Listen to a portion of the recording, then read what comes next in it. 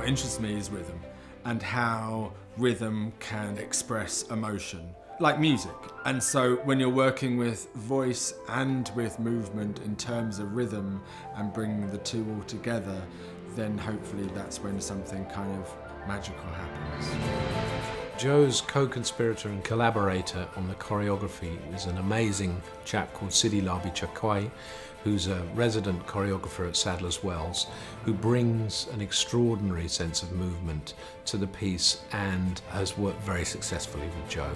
Joe saw one of my performances in London, and he liked the approach, the physical approach.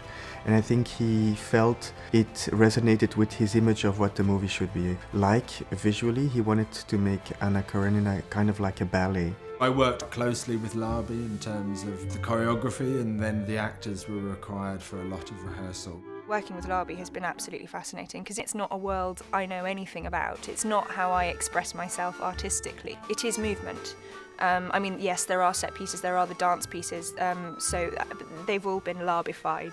And then there are these movement pieces, so the first sex scene between Anna and Vronsky is a piece of dance, but I don't know that it's what a lot of people would naturally go, oh yes, that's a dance. It's a choreographed movement piece. It's been really fascinating to work on, and it will be like nothing else I'll ever do again or have done previously. That's exciting. I mean, that's what I like about the work, is that it's also something in which you're in a constant dialogue with everyone. The ball was always one of the great challenges for me because it's pure cinema. The physicality tells the story, there's practically no dialogue at all, and yet it's the sequence that starts the whole thing.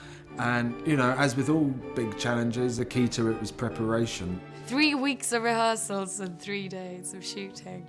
I think it's about 50, 60 dances picked out for just the ball scenes. Instead of it being what would be considered a normal waltz and a normal mazurka, again, Labi's sort of taken it to a whole new level, you know. So we got to work with a lot of his dancers who are completely phenomenal and do these incredibly complicated dance routines, which took us weeks and weeks and weeks and were absolutely exhausting, but really beautiful. It's rare that dancing is filmed well. You need to understand it, you need to see how it moves, and you need sometimes to go further away or come closer in order to enhance the beauty of it. And so in that sense, I think Joe understands dance very, very well.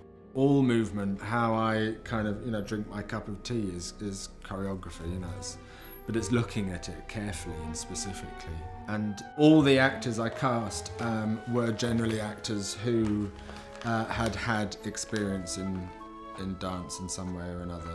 Kira's dance is extraordinary. We did all feel like we were on Strictly Come Dancing at certain points, particularly when we had one spotlight on us, and me and Aaron didn't actually know that was going to happen, so we both just burst out laughing because it was 100% Strictly Come Dancing. But I think, again, because I'm not a dancer, it's not the way I express myself, so it was a completely extraordinary thing, suddenly understanding, after finally having got the moves in my head, that he was telling the story through the moves. And then again, you know, how Joe was shooting it, it suddenly became this sort of strange yin and yang thing. You just notice that everything's flowing in a way that maybe movement doesn't normally flow within a film. And I think it's something that's actually rather wonderful, and particularly it speaks to the story, to this slightly fake world that Anna inhabits.